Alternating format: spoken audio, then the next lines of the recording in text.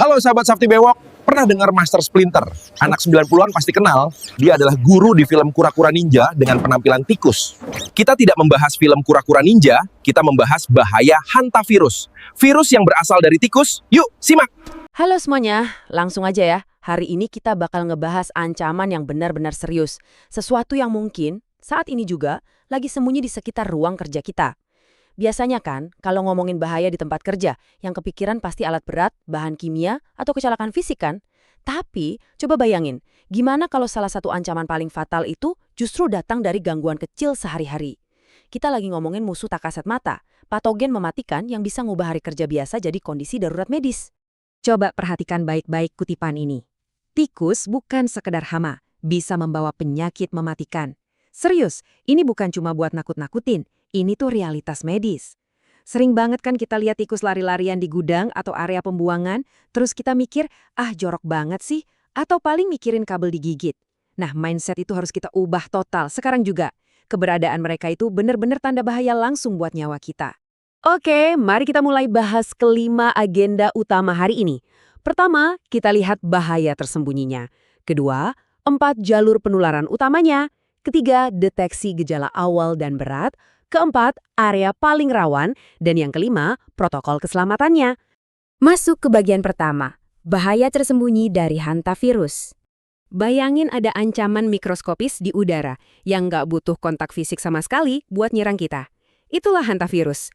Ini penyakit zoonosis yang ditularin dari hewan pengerat ke manusia. Sumber utamanya, urin, kotoran, dan air liur tikus. Dan yang bikin merinding, virus ini tangguh banget. Dia bisa bertahan hidup lama di luar tubuh tikus, diam di kotoran yang udah mengering. Jadi, pas kita nggak sengaja nyapu lantai berdebu atau geser kardus di ruangan kotor, partikel dari kotoran kering itu pecah, terbang ke udara, dan tanpa kita sadari, langsung terhirup ke paru-paru. Ya, cuma butuh satu tarikan napas debu itu buat micu infeksi fatal. Ngeri kan? Bagian kedua, 4 jalur penularan utama. Kita harus tahu persis gimana virus ini nyerang pertahanan kita. Dan ini mengilustrasikan dengan sangat jelas 4 jalur utama penularannya. Yang pertama dan paling masif terjadi, udara. Kayak yang kita bahas tadi, menghirup debu kotoran kering. Kedua, kontak fisik langsung. Virusnya masuk ke aliran darah lewat luka terbuka pas kita megang permukaan yang terkontaminasi atau ya lewat gigitan. Ketiga, makanan. Partikel kotoran yang jatuh ke makanan atau minuman yang dibiarin terbuka bakal langsung tertelan. Dan yang keempat, lingkungan kotor. Semak belukar yang lembab, tumpukan sampah, atau genangan air, itu bukan cuma kotor teman-teman. Itu inkubator sempurna buat siklus hidup tikus dan virus yang dibawanya. Lanjut ke bagian ketiga, deteksi gejala awal dan berat. Ini soal berpacu dengan waktu. Kalau pertahanan awal gagal, seberapa cepat kita ngenalin gejalanya bakal jadi penentu keselamatan nyawa. Di tahap awal, hantavirus ini nipu banget. Dia sembunyi di balik gejala yang mirip flu biasa. Demam tinggi, sakit kepala berdenyut, nyeri otot yang parah, badan lemes, sampai mual-mual. Karena mirip banget sama flu, penanganannya sering banget terlambat. Nah, akibatnya, dalam hitungan hari, kondisinya bisa berubah drastis jadi gejala berat. Virusnya mulai merusak kapiler di paru-paru. Darah dan plasma bocor ke kantung udara. Ini yang disebut edema paru. Penderita bakal ngalamin sesak nafas yang luar biasa. Tekanan darah drop parah, dan kalau nggak ada intervensi medis darurat, ini bisa berujung pada gagal nafas yang mematikan. Bagian keempat, area paling rawan di pertambangan. Kita harus petakan di mana sebenarnya bahaya ini ngintai di sekitar kita. Coba ingat-ingat. Area mana aja yang sering kalian lewati setiap hari? Gudang logistik, tumpukan material bekas, area conveyor, itu semua ngasih material sarang yang sempurna buat tikus, aman dari predator. Terus, mes pekerja dan area penyimpanan makanan. Itu sumber kalori tanpa batas buat mereka. Jangan lupa drainase yang tersumbat dan semak belukar. Itu jalur transportasi mereka. Saat kalian jalan ngelewatin area-area ini tiap hari, ingat ya, debu yang numpuk di sudut ruangan bisa aja nyimpen konsentrasi tinggi virus yang cuma tinggal nunggu diterbangin ke udara. Oke, masuk ke bagian kelima, protokol keselamatan dan pencegahan. Waktunya kita ambil kendali. Jadi, poin krusialnya di sini adalah kita harus proaktif, bukan reaktif. Langkah pertama jelas, pengendalian tikus. Kita harus putus siklus mereka secara fisik. Ini bukan cuma masang perangkap aja, tapi benar-benar nutup rapat semua celah atau retakan di bangunan. Bersihin semak-semak dan tumpukan sampah biar mereka nggak punya tempat sembunyi. Logikanya simpel banget sih. Kalau nggak ada tikus sebagai inangnya, ya hantavirus nggak bakal ada di area kerja kita. Langkah kedua, putus rantai makanan mereka dengan menjaga kebersihan. Tikus itu penciumannya tajam banget. Jangan pernah, serius, jangan pernah biarin sisa makanan atau kemasan terbuka di area kerja. Simpan di wadah kedap udara itu wajib.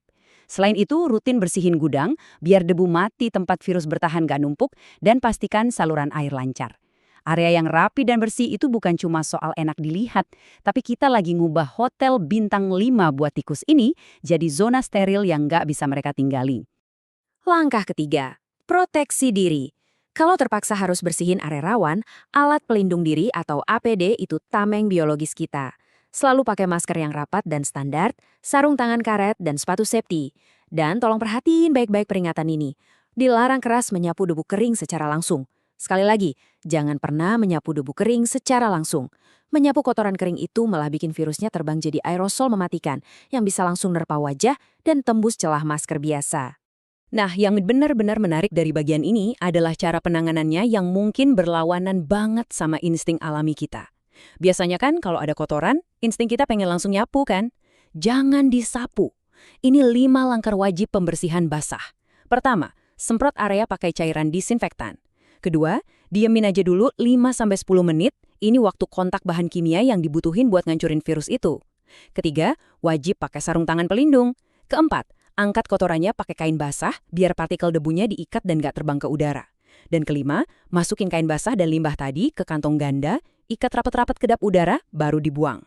Langkah pencegahan terakhir, kita butuh sistem pertahanan kolektif lewat edukasi dan inspeksi. Keselamatan kita itu bergantung juga sama rekan kerja di sebelah kita. Edukasikan protokol ini ke tim kalian, jadwalkan patroli buat meriksa titik-titik buta di gudang. Dan yang paling penting, harus ada alur pelaporan bahaya yang jelas.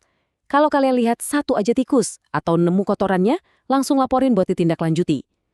Kewaspadaan komunitas bareng-bareng ini adalah perisai terkuat kita. Sebagai rangkuman, mari kita tanamkan pesan keselamatan inti ini di benak kita. Tikus itu bukan sekedar hama yang menjengkelkan, mereka itu faktor penyakit yang bisa ngerenggut nyawa. Jaga kebersihan area kerja tanpa kompromi, jadikan pakai APD sebagai kebiasaan otomatis, dan laporkan setiap ada indikasi tikus secara instan. Pada akhirnya, keselamatan kerja kalian selalu berawal dari lingkungan yang bersih. Kalian dan kepedulian kalian terhadap lingkungan sekitar adalah garis pertahanan terakhir. Mari kita lanjut dan lihat bagaimana semua ini membentuk sebuah kesimpulan yang menuntut tindakan nyata. Coba perhatikan pertanyaan besar ini. Apakah Anda yakin area kerja Anda saat ini benar-benar aman dari ancaman tak kasat mata ini? Setelah paham betapa gampangnya hantavirus menyebar, cuma dari nyapu debu atau ngebiarin cangkir kopi terbuka, saya harap besok kalian melihat sekeliling ruang kerja kalian dengan tingkat kewaspadaan yang baru. Pengetahuan itu kekuatan, tapi cuma kalau beneran diterapin. Terapin semua protokol tadi, jadilah pelopor kebersihan di tempat kerja, dan mari kita pastikan kita semua pulang ke rumah dengan selamat setiap hari. Tetap waspada dan utamakan keselamatan.